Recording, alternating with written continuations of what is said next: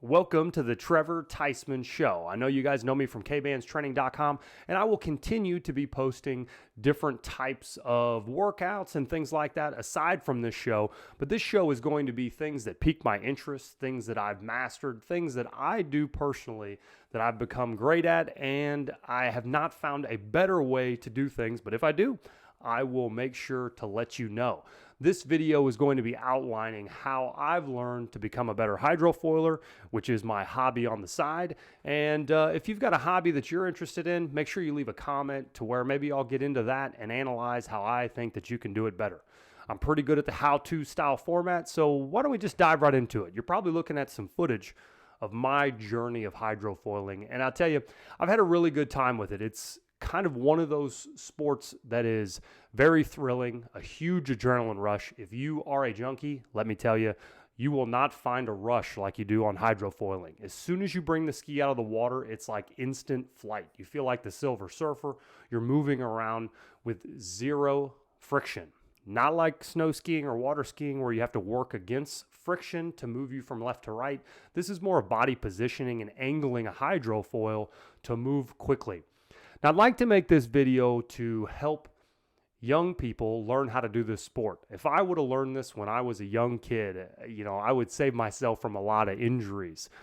I mentioned in the last video I had a bit of a whiplash type neck injury last year, and I've had to rehab that. And I'll talk through some of the different exercises that can heal that and or make your neck stronger in a later video. But this video, I'd like to really analyze the how to get up, how to cut, and the different things that I've learned along the way.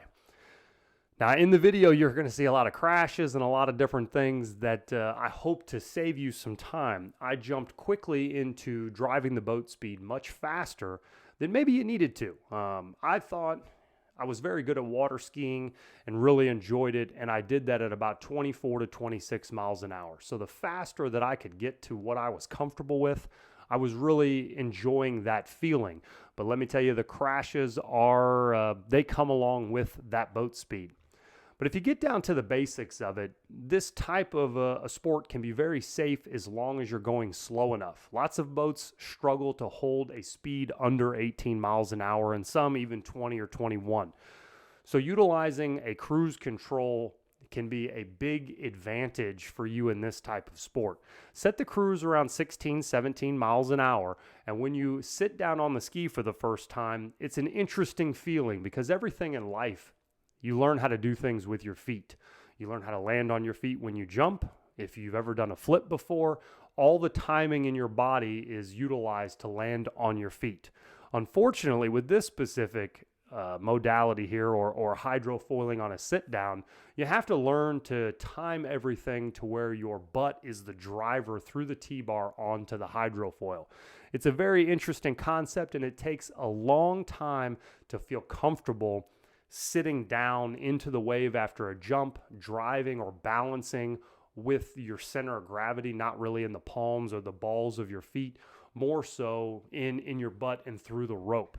So as you get comfortable with this, you'll go through many different phases of how you utilize this positioning. But to start, you sit down in the water and you get on a short rope. The shorter the rope, the faster you get line tension.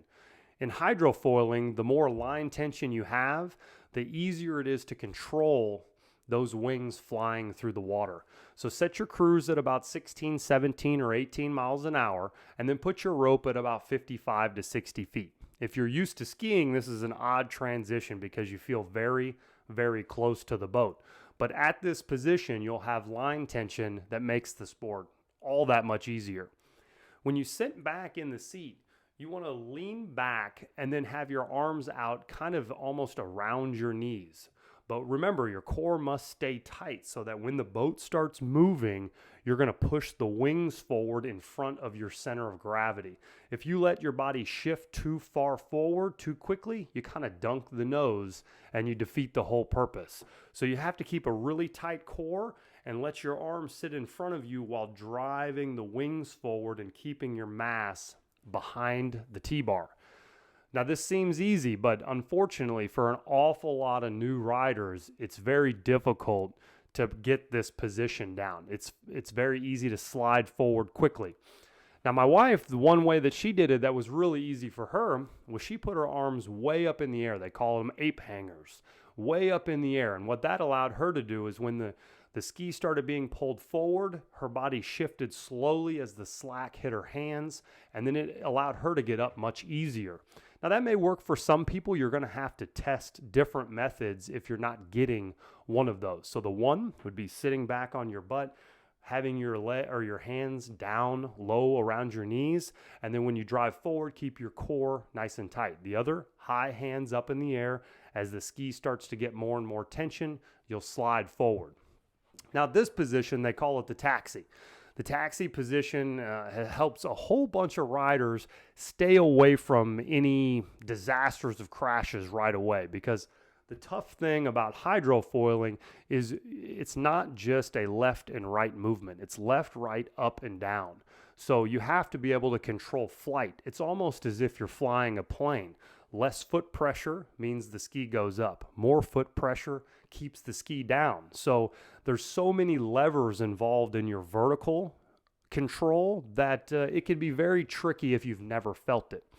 Now, as you get better, though, and you start riding up, the first thing you want to do is the taxi position.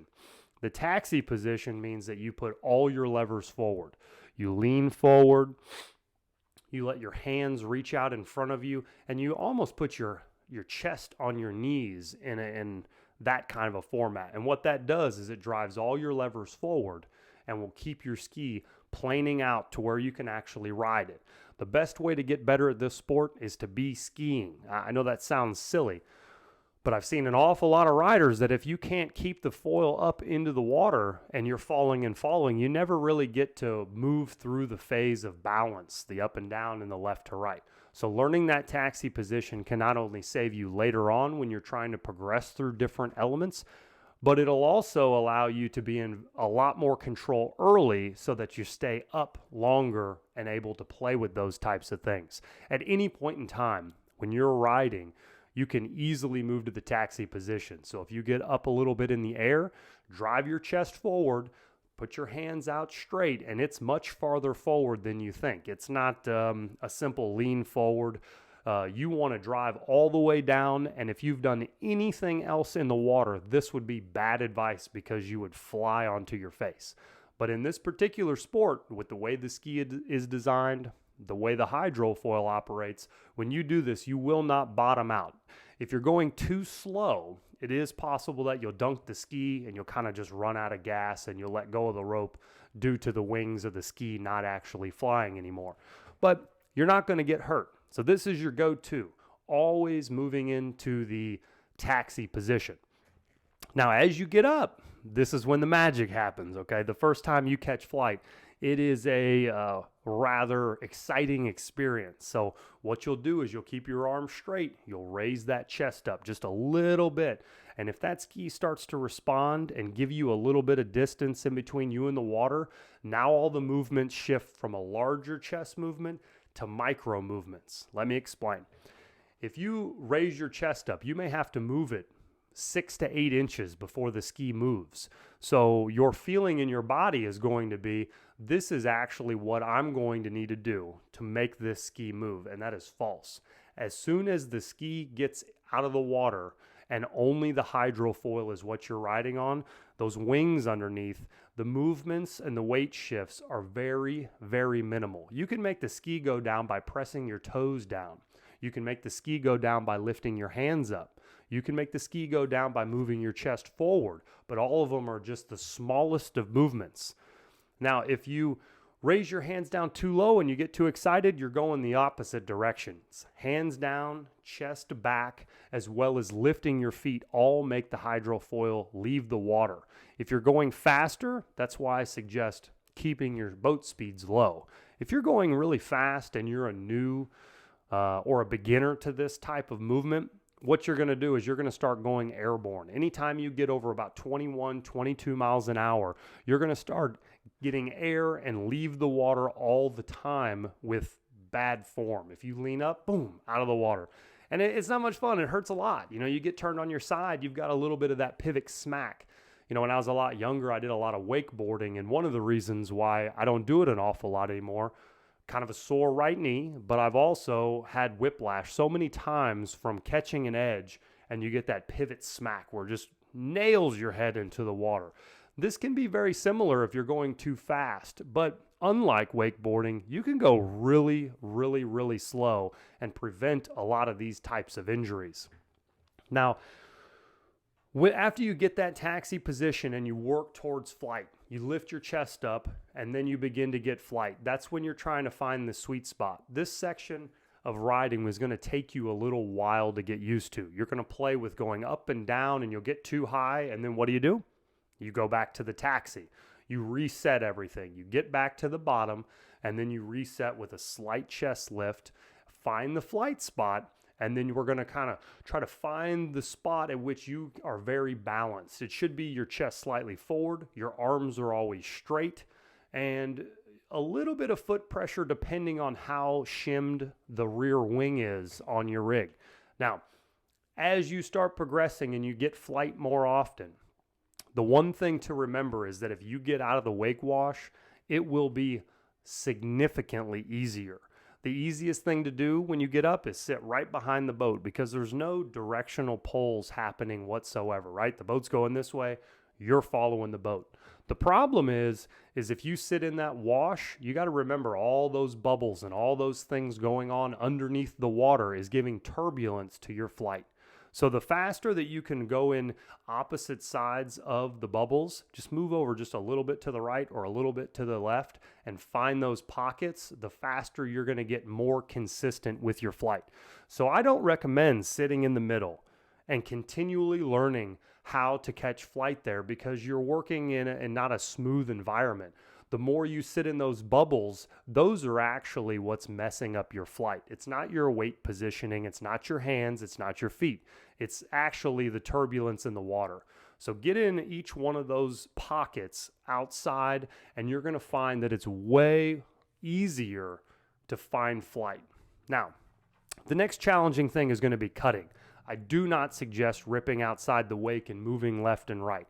You kind of want to stay inside the wake and move back and forth because the wake is going to move your wings around if you're not very balanced. Now, if you go, let's zoom forward a little bit. When you're more advanced and you can cut back and forth through that, you kind of forget about this portion of it.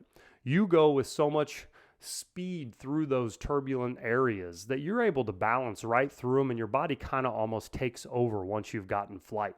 But if you're new to the game and you go off the edge of the wake and your wings nearly crest, that will oftentimes put you right on your face. So when you're learning to cut first start sliding from left to right inside that, or even smaller if you have enough control, is stay out of the bubbles and move just a little bit on the left and the right on one side, and then maybe head over to the other and learn how to fly there. But I would say don't spend so much time mastering any one thing. As soon as you get good enough to get to the next thing, take the next step, because as soon as the next step is achieved, the one that you weren't that good at, it's not even a challenge. So always progress. Move to the next thing. You've got up, you're mastering your taxi. Anytime anything gets too dicey and you're inside the wake and it's jerking you all around, go to the taxi. You get too close to the edge and maybe you go off. Don't freak out. Lean forward, taxi, get yourself back under control. You don't have to be behind the boat to start taxiing again. But at these slow boat speeds, there's really not anything to be overly alarmed about because if you fall, you're going to be just fine. It's when you get up above 20, 21, 22 when those falls start to really add up. Anybody at any age can do this, and really, I've seen 70-year-olds do it. I've seen 80-year-olds do it. I've seen 30-year-olds do it. The only part that becomes a restriction is if a child is too small to reach all the levers and be on it. If not, you're going to strap them in and they're not really going to get hurt on it anyway. Just like any water sports, you might accrue some kind of an injury if you're doing things not properly. But the key is boat speed. If you're slow enough, you're going to be just fine no matter what. Now, as you begin cutting, just as I said with trying to get to the next step, as soon as you can move the ski from left to right, you should be trying to get to each edge of a pendulum. Always looking. You know, if you've skied before, wakeboarded before, you're real familiar with it. All you do is lean on the rope and you slide from side to side, and it's very easy. But on this particular hydrofoil, there is no restrictions. You just don't ever feel like there's tension anywhere. You lean on something and it just takes you. So you've got to be familiar or understand that on cut means you're actually semi-leaning away from the boat. And the faster you can learn that you're leaning away from the boat and you physically have to do it with nothing in the way. A ski's simple. If I lean my shoulder out and I put a little weight on one of my feet, the water's going to push me that way. With this particular thing, if you turn it, you've got to kind of lean away too. It's a similar concept, but you're doing it with your shoulder and your butt and your feet. As you begin learning how to cut out and get a little bit of speed, that's when you may want to start jumping. And I tell you, jumping's pretty fun. I like jumping a lot. I used to water ski, and one of the funnest things that I did was I would jump from wake to wake. I thought I was hot stuff a long time ago. You'd be able to jump over the wake. I go at any speed that we want to go. Sometimes I'd go faster, go like 27. Sometimes I go slower, but I could jump that wake easy, and I thought I was hot stuff. But this, on a hydrofoil, you can get so much more air that I don't understand how every wakeboarder in the world is not hydrofoiling. The rush that you get when you're looking down at the boat, there's nothing like it. You got to remember the T-bar's 38, 39, 40, 41 inches. And if you're riding that hydrofoil and you hit that wake, you're already at 40 inches in the air. So as you progress through your jump height, you're going to notice that you're looking down at the boat nearly every single jump. And that is quite a rush. If that doesn't get you out of bed in the morning, I do not know what is. But before you get into your jumping, as exciting as it is, and I tell you, with my friends out here at the lake, I was very into trying to get in the air quickly. But I would suggest spending a little more time on learning how to really cut hard. Mike Murphy's a big, he's like the OG of the sport. And if you look at a bunch of his beginner videos, the guy was spot on. The more that you can learn how to cut from end to end as fast as you can, you not only learn how to cut, you learn how to manage line tension.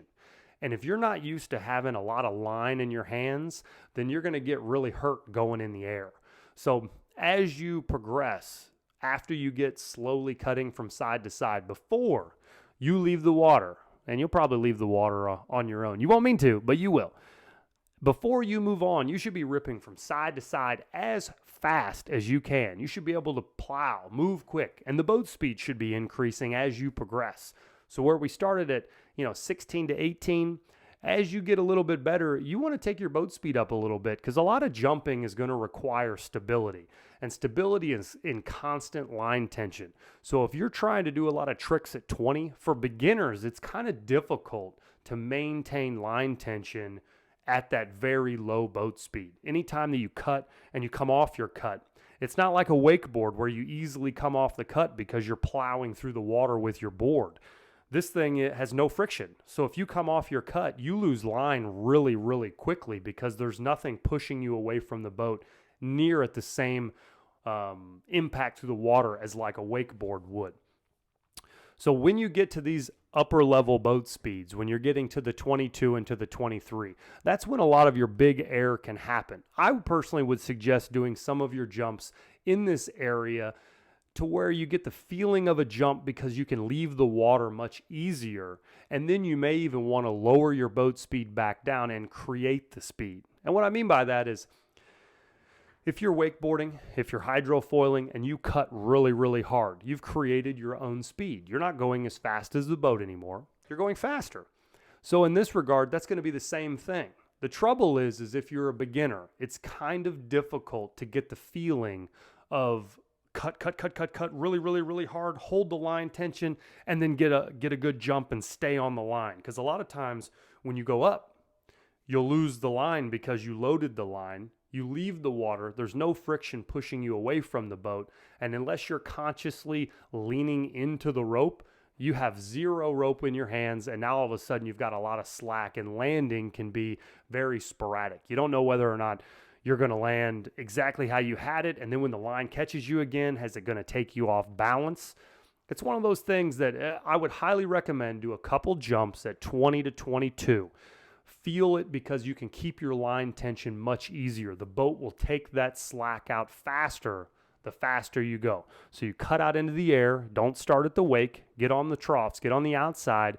Give yourself a little bit of a jump. Now, how do we jump? You've got your good balance point. You got your chest forward just slightly. You got your hands pretty straight.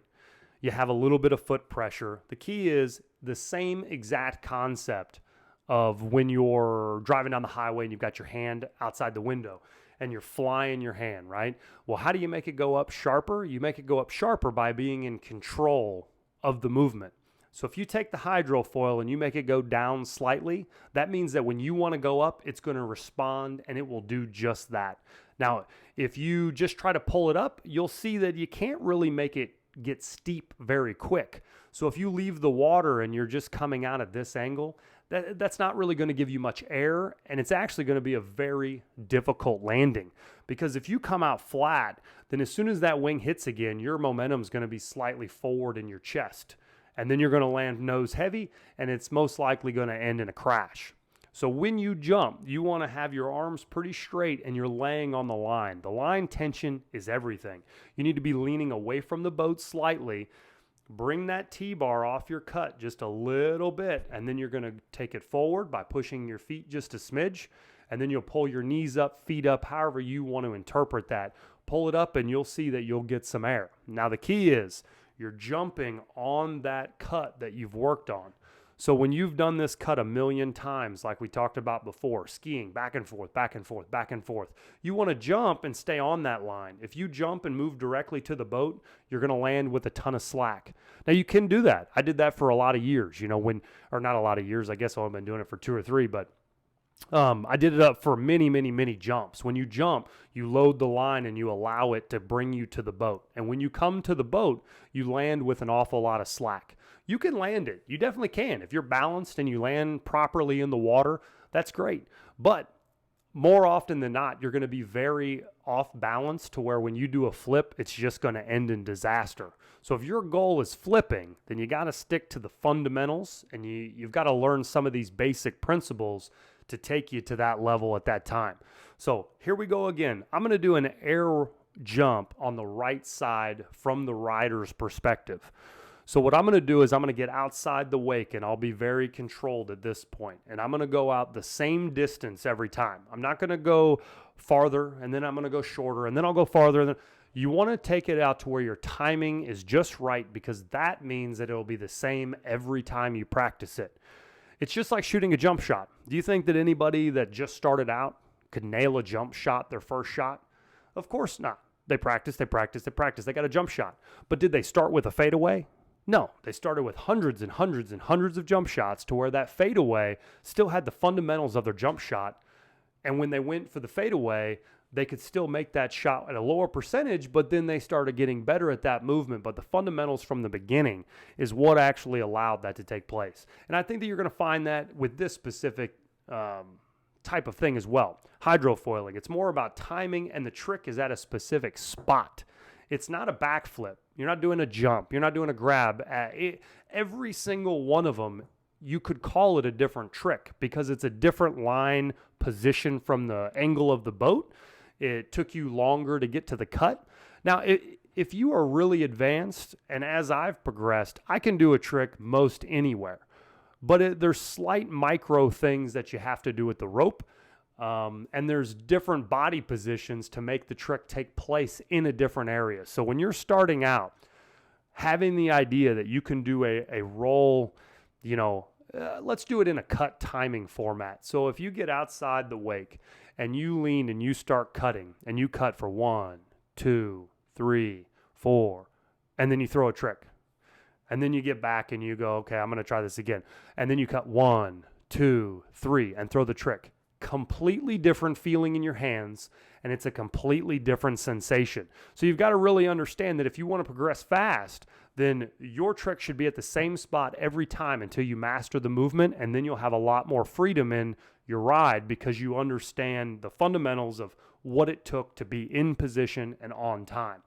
So if you start outside that trough and you start cutting, find that little second that is the same pocket every time. The farther you get from the wake, the less of a smack you can have. The closer you are to the wake, the more of a smack you can have. Does that make sense? And that's because the boat's pulling you faster. You get more line tension, so it can really yank you on your head the closer you are to the wake. So if you're new to jumping, your idea should be get outside the wake, cut out for that 4 or 5 seconds, and move to that same spot every single time. 1, 2, 3, 4, hop. 1, 2, 3, 4, hop. And as I said, as you become more advanced, the game changes, okay? So what I mean by the game changes is 4-second cut for me, I'm going to cover way more ground than what you're going to be getting as a beginner. When you cut for 4 seconds, it's a nice, easy cut. That 4 seconds is going to put you in that same spot every time. If you have a more advanced rider, they may be on that same position for that flip or that jump would be at a 2-second cut. So it's all relative to your level of riding. But whenever you're learning to jump, so let's kind of get through that part finally. If you cut out for 4 seconds and then you give your hop, the key is to keep your hands very low. When you get into the air, you have to remember that you have to land again on your wings in the same position. So how do you do that? You get out there, you let your feet go down a smidge, you pull your knees up, and you get some air. You have to keep your chest in front of your T-bar. Don't lean way back. You've got to stay forward, and when you get air, keep those hands down by your hip. Don't think so much about hands by your hip as much as understand why. You have to have your hands by your center of gravity so that you land in the same position. That thing is a big, big fulcrum that you're moving. So you got to think, if your hand's high, it's going to move different than if your hands are low. If your hands are in the wrong position, your ski is going to respond to where your hands are. So when you jump, you need the load of the line to pull your mass in the direction that you want it. So make sure that you keep your hands nice and low as you're progressing through your first jumps. Learn how to do them on the left and the right. As soon as you land a couple on the right, move to the left. It's going to feel very weird. You'll probably feel like you're starting all over, and you are. Every time that you move to the side that you do not like, it's going to feel like you're absolutely starting over, and that's okay. I mean, as soon as you learn your offside, you never have a problem with the side you're comfortable with ever again. It almost makes you learn the function much better. I remember when I was learning wake rolls, they call it a wake roll or they call it an air roll. Air rolls on the sides, wake roll is at the wake. I was doing air rolls and I was maybe landing like 30% of them. I was getting crushed. I would go out there and I didn't do some of these recommendations. I was going 23, 24, kind of right out of the gate, spinning quick, trying to get this flip as fast as I could. But that's kind of where my advice comes in. I'll move to the next thing. I got 30 or 40% I would land, but I had a goal to hit that I was going to do a wake roll by July 1st. I'll never forget it. I was out there with my buddy Josh and Carmen and Carl, and I come in at the wake. Josh gives me some advice. Keep the rope down. Just do it small. Just go around. I think you're going to be all right. Something along those lines. And sure as could be, I actually landed it. And I landed probably less of a percentage, maybe like 15% for a couple rides. But as soon as I landed at the wake, my air rolls, I was probably 85% completion. So always take that next step, move to the next thing. So if you're starting on your air jumps out wide, then go over to the other side and start progressing through those.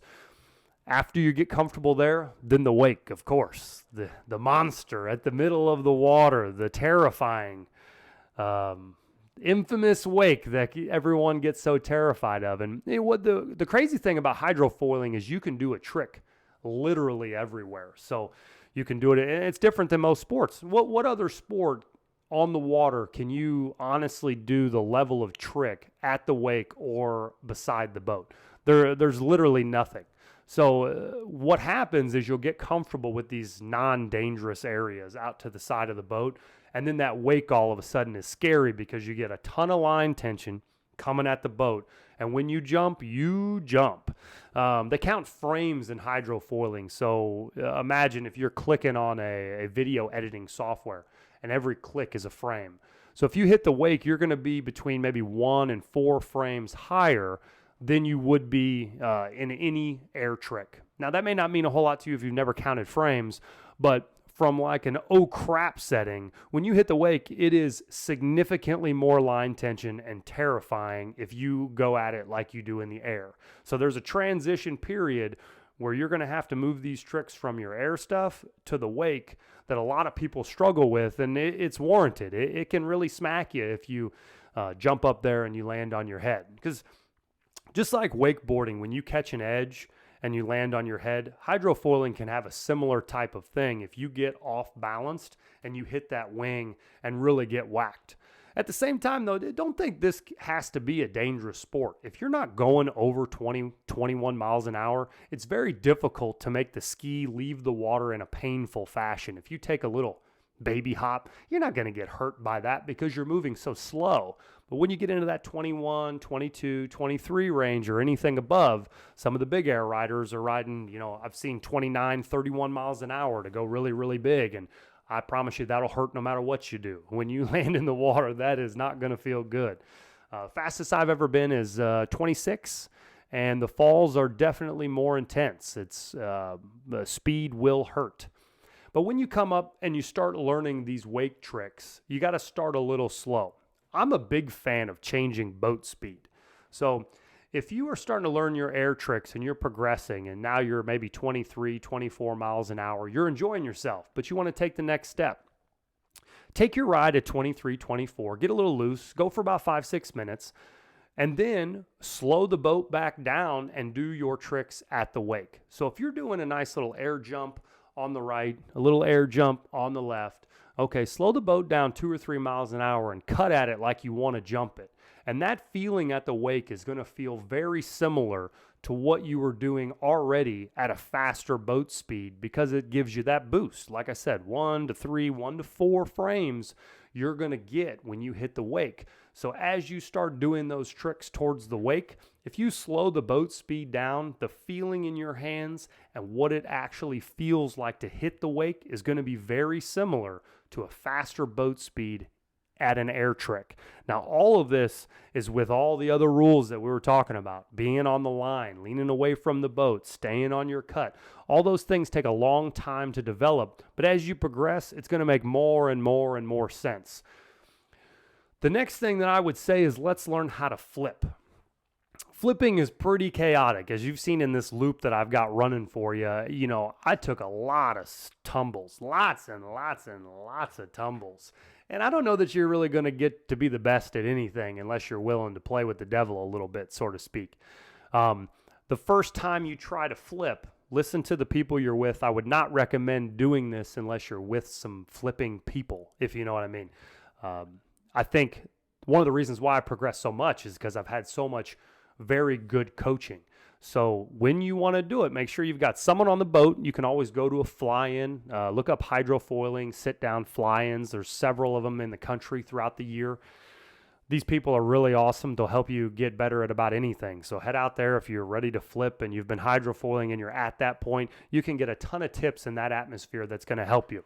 But generically, if you want to use this as like a refer back to video, when you start flipping, it's going to be similar to the jump, but you have to really make sure that you keep your chest in front of the T-bar. There are a lot of riders that are better than me that have explained this to me, but in my interpretation, what I feel like I'm doing is the best for me, and it may be the best for you. We'll find out. But when you cut out, you're going to start with the air stuff, not at the wake. You're going to start at the air stuff. So run out, and just like you were doing those good air jumps, the only difference is going to be is basically when you leave the water, you're going to look up a little bit. The discrepancy here is it's not that easy, but it is that easy. As you become more advanced and you cut with more speed and the boat speed increases, I mean to tell you, it literally is just an eyebrow that lifts to make you flip. If you're moving slower and you're at 22, 21, 23 miles an hour and you're not a super aggressive cutter, you're going to find that it's more of a flip. When you get that air, you've got to use some upper body. You can kind of torque your torso to the side a little bit to make the ski come around. All those things are very true. So when you hear the advice that it's just an eyebrow, it really depends on how fast you're going and how much you have the line loaded.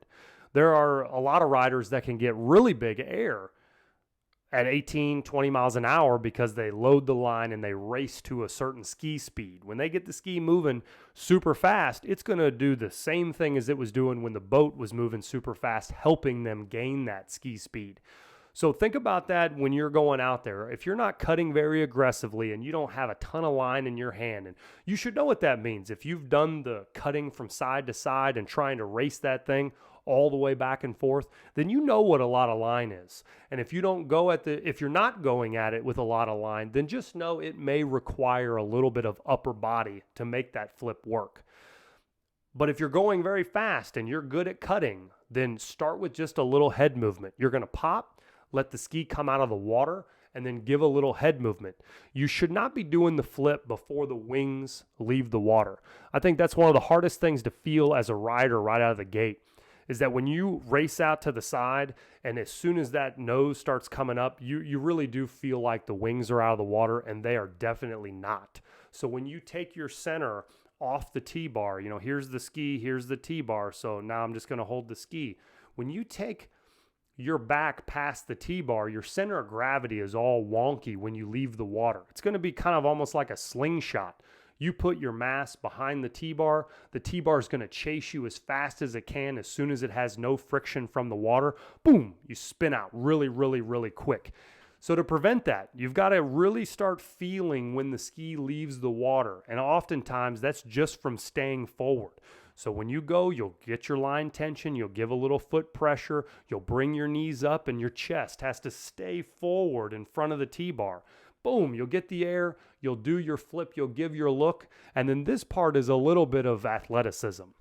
Unfortunately, there's no real way to tell you how to land other than read the water and land on your butt. You just have to feel it. There's no way that I could walk you through specifically what the sensation is to make you land perfectly. If I was watching you ride, or many other riders would be the same way, you just kind of have to adjust with what you're looking at or what your body's doing and then fix those parts. But you really got to start it from square one, go out on the 4-second cut, make the flip at the exact same location every time. And when you load the line and you flip, stay in front of the T-bar, give a little bit of that head movement. If you're not cutting hard, maybe a little bit more upper body. But remember, when you land, you can't be behind the T-bar. You should land and be skiing instantly. That's the end goal. So your body positioning that you're leaving the water, or I should say, your body positioning when you're skiing to the jump will be very similar to how it should be when you land. You can't have your back behind the T-bar. You can't have your chest way too far forward or you'll dunk the ski. You can't have your hands way over here, down here, up top. Where were they when you were cutting? They were low, right by your hip, and that's where they should be. They got to be low and right by your hip.